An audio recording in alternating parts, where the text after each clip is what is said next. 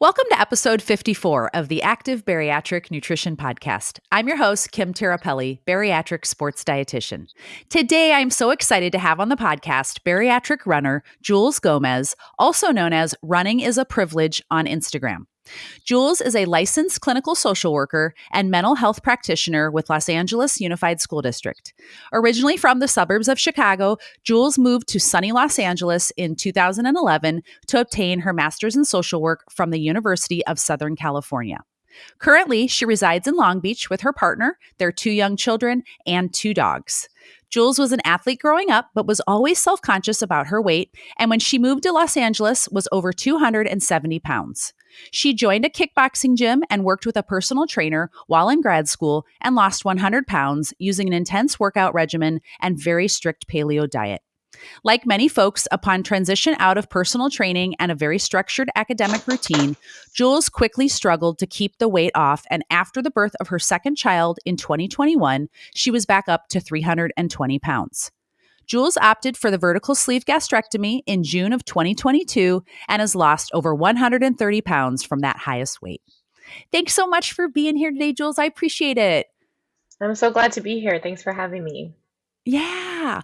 Well, can we start off? Tell us a little bit more about, why did you choose to have bariatric surgery and maybe how it's changed your life?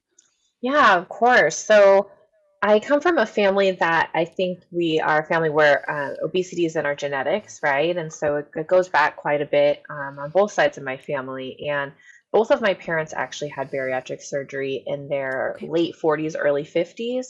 And then in their 60s, they've both had both of their knees replaced. And so kind of following them through those journeys.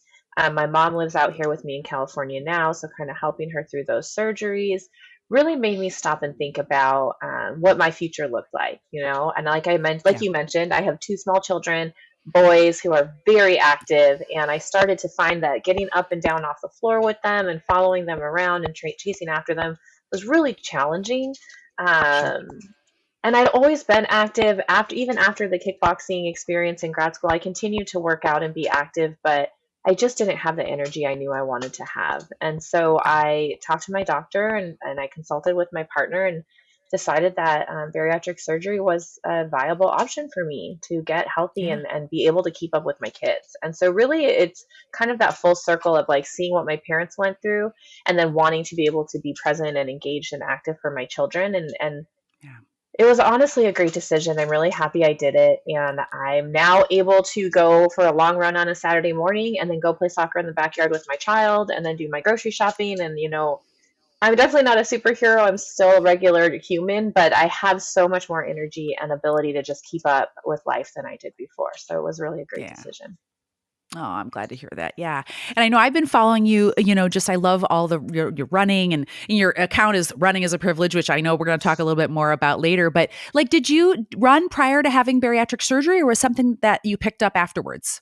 So I did actually, when I was working with that trainer in LA, she had me walking 30 minutes a day. And back then my friends would joke that like, oh, Jules doesn't even like to walk, which was true. I didn't, but she had me walking 30 minutes a day and I did it. And I remember I was out for a walk in LA one day and I thought, you know what? I could finish this sooner if I just ran it because I had like a loop I did.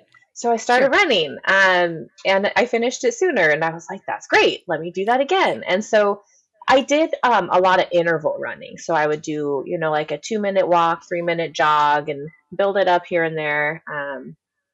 So yes, I did run quite a bit, but it looked different and it came with a lot more pain, knee pain, back pain, tiredness, for about 10 years, I think. I'm 38 now. And I was about 28 when I started running. So I can tell you I've never woke up on a Saturday morning and just run 10 miles with my girlfriends like I do now. So it definitely looks different now. It feels different now. But yes, I've been running for a while. Okay, got it. Okay. So what are you doing right now? Do you have current training goals? Are you working towards a race that you're doing? Yes, I'm actually going to run the OC Half Marathon on May 5th. So it's coming up. It'll be my second half marathon after bariatric surgery. And so I'm looking forward to that. My first one, I did the Long Beach half in October. And it was tough. You train, but then race day comes and it's a different game. And so I Yeah, did well. I finished. I was real proud of myself. But now I kind of have this mentality of I want to keep seeing how much better I can get. So I'm really sure. excited for the OC half in a couple weeks here, and then I am signed up for the Long Beach half again in October because I want to just Oh, that's beat what awesome. I did last time. Awesome. Yeah, I used to live down in Huntington Beach when I was down there at Cal State Long Beach, and I think they used to call it. I don't remember when it was, but I think they called it like the Surfs Up or something half marathon, where they run on the PCH there from Huntington Beach into like So down to that's the Seal Surf Beach. City race. That's a different That's race. okay. Okay. That's a Yeah, different that race. one I Yeah. did a long time ago. But obviously it's a beautiful area to be able to run in and enjoy, the scenery while you're out there. So you're training for the half marathon now. Can you tell folks kind of what does a typical week look like for you in terms of, how many days a week are you running, kind of what's average mileage, just so that we kind of understand. Absolutely. And I think that I really struggle with the idea of like a typical week because there's no such thing as typical in my life right now. I've got Sure. two small kids who are in sports. I work full time. My partner is traveling a lot for work. We've got the two dogs. So typical is kind of like a joke as far as I'm Yeah, concerned. But sure. my goal is to run 4 days a week and then try to get in at least 2 days of strength training. That would Great. be my goal. So what I do is every Sunday I look at the weather for the upcoming week. Okay. I look at Okay. my work calendar, I look at my kids' calendar, and I try to figure out where I can squeeze my workouts in. Got it. So my friends tease me because I will wake up at 4:30 in the morning to go for a run because that's when I can. Sure. But I try to do that at least 2 times a week.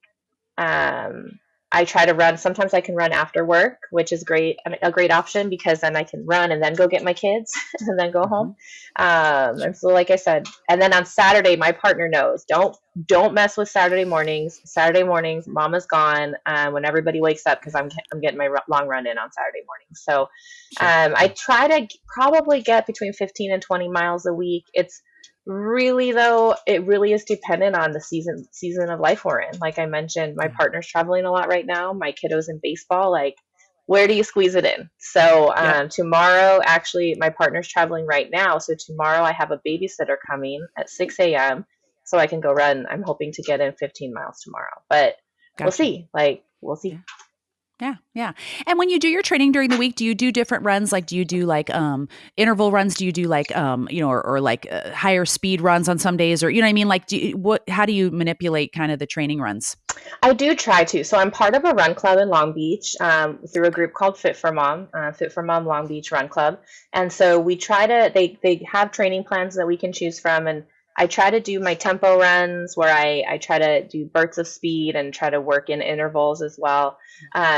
If it's a week where I'm really pressed for time, I will just do a short run, like maybe 2 miles, and I'll just go full speed and try to just so I try to work it in where I can. I have to admit this training cycle has been a little sloppier than the Yeah, last one yeah, because it's just been a yeah. chaotic season. But Sure. summer, I'm off in the summer. I work for the school district. So I'm hoping in the summer I'll really be able to get to a more stable training program. But that's Yeah, part of where the name comes from. Running is a privilege because not only is it a privilege in terms of being able to move our bodies, but in terms of being able to find the time, right? And yeah. we're Totally. coming out of winter here in Southern California. We've had lots of rain, and that's another privilege. Is usually we're very spoiled and we can run all year long, but we've had quite a Right. bit of rain this season, so that's also Yeah. hampered my plans. Yeah. And kind of down that same line, how do you balance this? So for folks listening, they're like, oh my gosh, she's running like half marathon. She's going to go for a 15-mile. How do you balance this? Like with, being a busy mom, you're working, trying to get this in. How have you found that balance in this, time of season of your life? For starters, I have a really supportive partner, and Yeah. he knows how badly I need these runs for my physical and my mental health. And so he is all about it. If he can tell I'm having a tough day, he'll be like, "Hey, why don't you go for a run?" Right? Awesome. But also, I think too, just making sure to prioritize myself. Hmm. Remembering that I'm a better mom, partner, employee when I am taking care of myself. And also just trying to instill in my kids because they do whine, mommy, you're not here in the morning. Yeah, baby, because I had to go take care of myself. Mommy went for a run because running makes me Yeah. feel good. So just kind Yeah. of trying to help them to understand the benefits of moving our bodies and of exercise. Yeah. But also, there's a really big part of me that's wanting to have grace and patience with myself, to listen to my body, and I really work to not push too hard. Obviously, in terms of racing and whatnot, you're pushing, right? Running is pushing. I'm going to run 15 Right. miles tomorrow. I'm going to push myself. But if there's a day where I'm just exhausted or work has been extra stressful, or, you know, it's all about balance and just listening to Yeah. my body and saying today is not going to be the day. Tomorrow is going Right. to be the day, but Right. maybe not Right. today. Right. Yeah.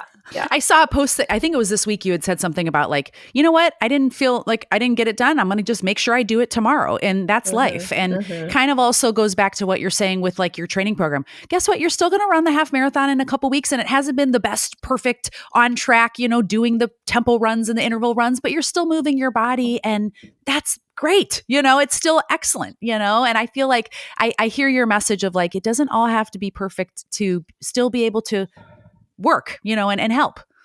Well, and I think that that's been a big part of my post bariatric surgery journey. I have on my profile that I'm a recovering perfectionist, and it didn't serve me in my life. I was a straight A student in high school, grad school. Nobody cares, right? Like, I feel good about it still, but nobody's checking GPAs now that I'm a grown up. And Right. Same thing with like obsessing over numbers on the scale, obsessing over my pace, obsessing over my distance. It doesn't serve me in the way that maybe I had thought it would. And so I really try to operate from this space of like grace and gratitude and doing what I can when I can. And I have found that post bariatric surgery, I've really grown in that way. And it's been pretty powerful for me. Yeah, no, I think that's a great, message for folks to listen to and kind of hopefully put in place, and whatever that means to them. And how's like bariatric surgery impacted your family in terms of, raising your kids and their relationship with food? I've had other guests that have, we've discussed, how, just their relationship with food, maybe as a child, they didn't want to repeat that with their kids. How's that worked out for you? Well, so that's I love that question. And I really had such an interesting relationship with food growing up. I was a very picky eater. And my family, it was just interesting rules around food, what we could have, what we couldn't have. I realized as an adult, maybe had a lot to do with what my parents liked, right? So like no Pop-Tarts in the house, but we can have Oreos, and no Capri Suns, but we could have soda. And as a grown-up, I'm like, that doesn't make a lot of sense, but also it's kind of what they liked. And so, every set of parents does the best they can with what they have. And now as a grown-up with my own children, even before my surgery, I was really big on this idea of food neutrality and really raising my kids to listen to their bodies, right? And so Right. it has driven my mother crazy, but we don't ever force our kids to eat dinner. We sit at the table, we eat dinner together, and we always serve a food that we think that they like or that they've eaten in the past. But if they're not going to eat, they're not going to eat. And it's really about teaching them to listen to their bodies, which for anyone who's had bariatric surgery, those first few weeks, man, like you got to listen to your body or you're going to get sick, right? And so that was kind of an interesting journey to parallel what my children have been learning as well. And so we also are really big in our house about not labeling food healthy or unhealthy, good for you or bad for you. And my son is in kindergarten, so they learn, they hear things at school, and he'll come home and he'll ask me, "Mommy, is pizza healthy?" And what I tell him is, I say, "Well, does it make you feel good? Does it give you energy?" And he'll stop and he'll think about it and he'll say, "Yeah." And I said, "Well, then it's good for you right now, but just make sure you stop eating when your belly feels full." And because I don't think it's necessary for him to grow up restricting food or thinking badly about food. For us, I feel like it's really more about finding that balance. The kid loves broccoli. He would eat broccoli every single day. You know what I mean? He won't touch cheese unless it's on pizza. Like, he's developing his own likes and dislikes, and he's exploring things and trying things. And ultimately, at the end of the day, he knows he's learned to stop when his stomach feels full. And I feel like we're teaching them to trust themselves in a way that maybe our generation didn't really learn, because we had to be part of the clean plate club growing up. 100%. Right. Yeah. I was just going to say that. I think that's, in the environment. And a lot of times when I work with folks all these years that, have struggled with the disease of obesity, a lot of it goes back to, relationship with food from when they were a kid, or, just rules, arbitrary rules, like you were mentioning. And I hear that so frequently. And I appreciate you sharing that though, with what, how it works in your household, because everyone has, like you said, every parent's doing the best they can. They're trying to, we don't all know what the perfect way is. There is no perfect way, but I feel like the balance and allowing them to have their own choice and voice in selecting of food, or if they're not hungry, they're not hungry. If they're full, they're full. I think that's really powerful. So it sounds like that's really worked for you guys. Parenting is a journey, right? Something can Yeah. work today and be a total nightmare tomorrow. But for now, Right. it does work. And we've kind of followed these rules of we decide what we're eating and when we're eating, and they decide how much. And that's what's worked for us. And Yeah. they know that after dinner, we don't do bedtime snacks in our family. So Yeah. if you're hungry until the morning. And Yeah. my oldest is 6, and I would say that it's been relatively successful. Now he is picky, but I know he gets that from his mama. So Sure. that's something we're going to have to continue to explore. Yeah, definitely. And we've talked about this a little bit, but you focus on body positivity and food neutrality in your social media. So why have those areas been, important for you to talk about and want to share about? Well, I think part of it is being a social worker, right? I have this social justice lens, and I want things to be accessible to folks and equitable when possible. And I think too, a lot of it has to do with the journey I had been on prior to my bariatric surgery. I had challenges with my weight my whole life, and I didn't really always think that bariatric surgery was going to be the answer for me. So I really had been on a journey towards, body acceptance and like loving myself for who I am. And I want to still honor all of that. Like, you won't see me post a before picture and an after picture side by side on my site or on my page, because I think that before picture is perfect. I felt like I was okay as I was. I'm not ashamed of who that person was, and I don't think I'm better now than I was then. I'm definitely healthier. I definitely feel, I don't have the pain I had before in my body. Sure. But I don't also want to send the message that one is better than the other, because I think that there's a lot of folks who carry more weight, who are happy and healthy and doing just fine as they are. So Right. I want to make sure that I don't take anything away from those experiences. Absolutely.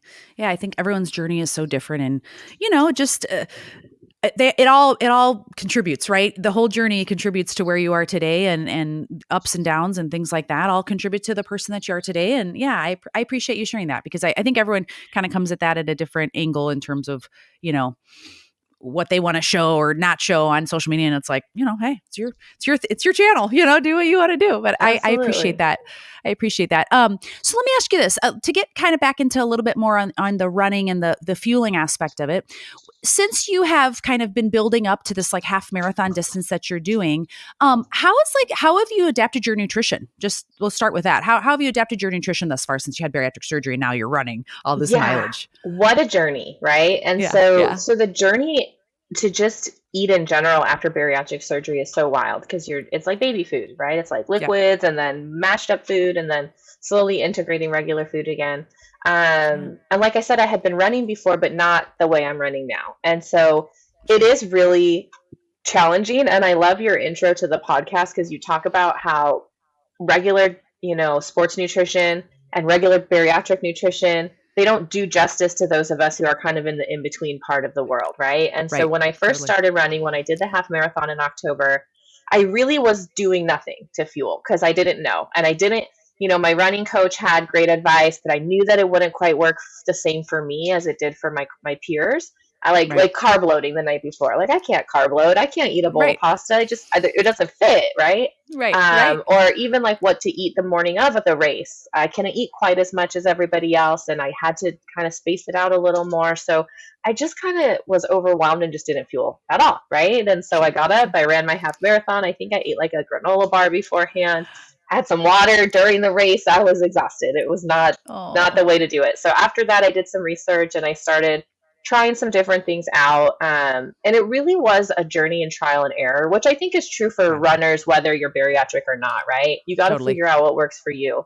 And so over the course of the past few months, I have found that I have experimented with some things to eat before long runs. And right now I'm really loving like a piece of toast with a little bit of butter and like a fried egg on top. And that is great Perfect. fuel for me pre-run. Mm-hmm. I also wear my hydration vest during my run with my water. And then also I carry an extra bottle with electrolytes. I gotta be Perfect. honest, I don't know if the electrolytes do a huge difference, but the taste, right? Having a different taste on the run, that makes all of it. It brings joy, right? Yeah. Having Yeah. something other than water. And then Yep. every 3 or 4 miles, I also fuel with the Honey Stingers energy chews. And I Mm-hmm. really like those. You know, a lot of folks use the gels. I've never tried the gels. A couple of the moms I run with mentioned the gels have bothered their stomach. And so I think I'm Yeah. a little bit afraid that my Right. stomach might not be able to tolerate them. And I tolerate the Sure. energy chews really well. And so Yeah. right now it's a routine of I'll wake up, I'll eat my toast, I'll walk the dog, and then I'll head out for my long run with my energy chews, my water, my electrolytes. And then after my run, I always have a Fairlife chocolate nutrition plan, the 30 grams of protein, right Yep. after. So I get in the car, Perfect. I chug some protein. What was happening before, after my long runs too, is I would get to like 2 or 3 in the afternoon and be like sick, like Yeah. dizzy, Not feeling good. nauseous. And I remember talking to my surgeon in one of my follow-up appointments, and he's like, "You're starving, essentially, is Yeah. what's happened." He's like, "You Yep. haven't been fueling for the day."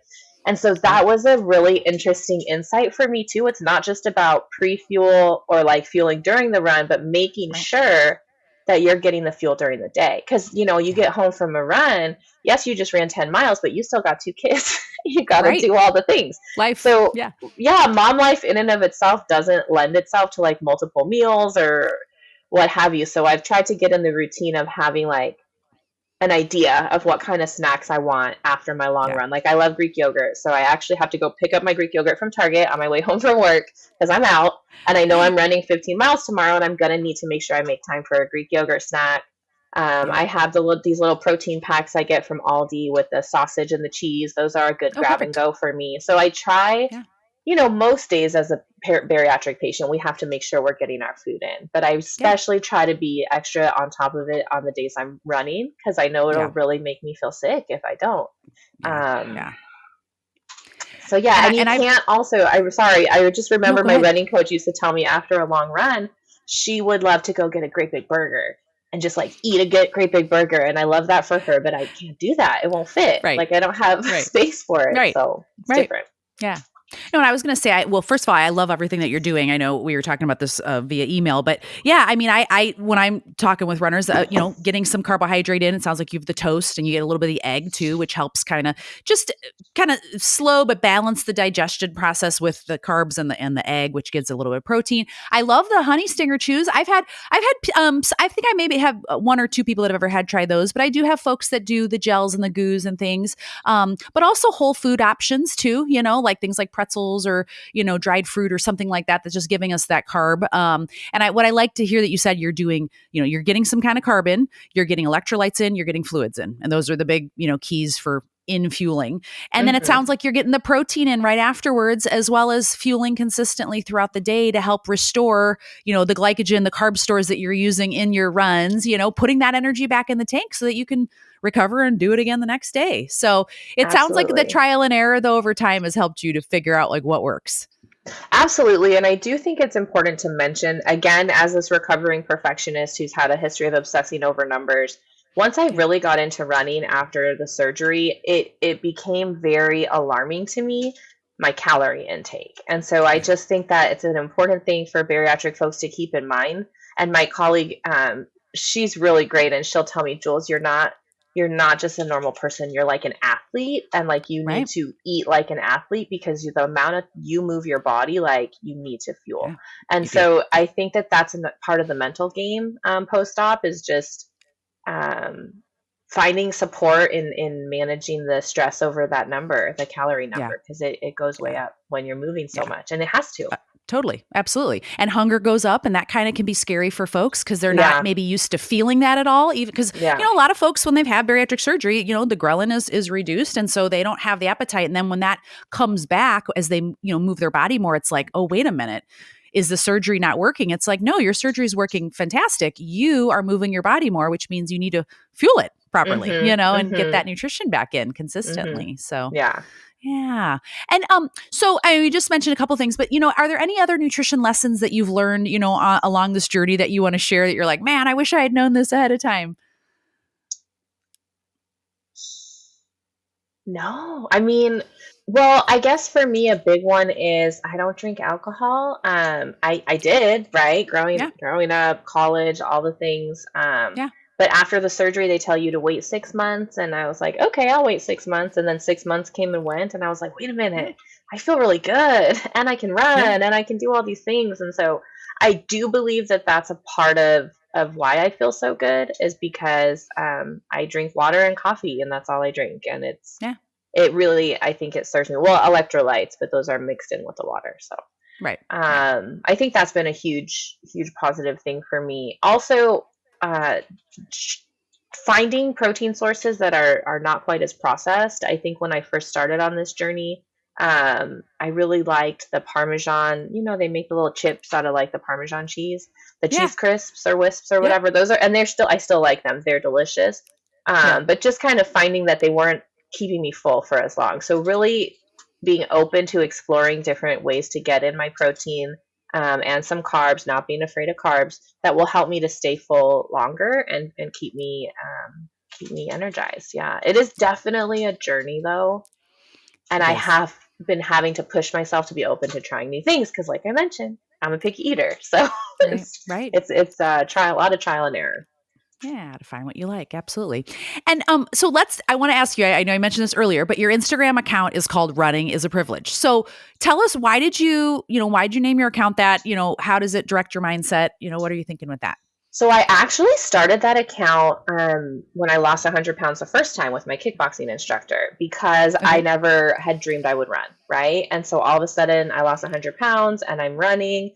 And I think I had seen a shirt or something that said running is a privilege, and that really stuck with me. So I Hmm. created the account back then, and I don't know, I don't think I really used it much. And then I started running again, just this past couple of years, and I got back on it, and I thought I want to really do something with this because there's so many ways that I think of it in terms of just our bodies, right? And having the Yeah. mobility and the ability to get out and move our bodies in that way. That's a privilege in and of itself. I, for one, wasn't able to do that before, right? And now I Right. can. But also, like we talked about, like the weather where I live, like it's beautiful here. I could get up 90% of the year I can get out and run outside. I don't have a gym membership. I don't have a treadmill. So Yeah. if we have a week of rain, like guess what? I'm not running because I'm also not running in the rain. I'm not doing Right.